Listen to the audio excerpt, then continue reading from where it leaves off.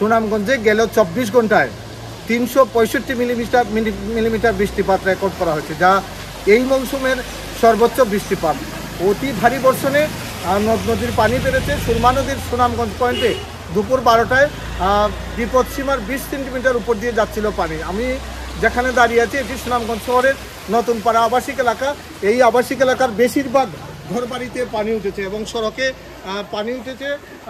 পানি কমতে শুরু হয়েছে, কিন্তু জলাবদ্ধতা এত বেশি এবং এখানকার যে ড্রেনগুলো আছে সেগুলো পানি নিষ্কাশনে আসলে কাভার করতে পারছে না। আমরা যেখানে দাঁড়িয়ে আছি সেখানে পৌরসভার লোকজনও আছেন। এখানে পৌরসভার নির্বাহী প্রকৌশলীকে আমরা পেয়েছি। আমরা তার কাছ থেকে জানতে চাই আসলে এই জলাবদ্ধতা, সারা শহরের যে জলাবদ্ধতাটি এটি কী কারণে হয়েছে এবং এখান থেকে পৌরবাসী কিভাবে রেহাই পেতে পারেন।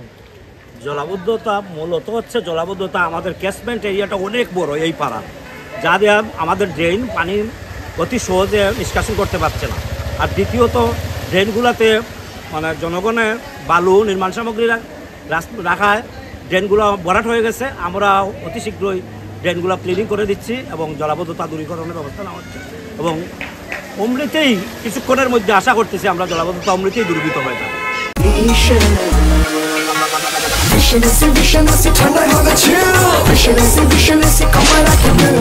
পৌরসভার নির্বাহী প্রকৌশলীর কাছ থেকে শুনছিলাম এই জলাবদ্ধতা পৌরবাসী যেটি চান, যে জলাবদ্ধতার নিরসন চান, একই সঙ্গে পৌরসভার ড্রেনেজগুলো পরিচ্ছন্ন চান তারা।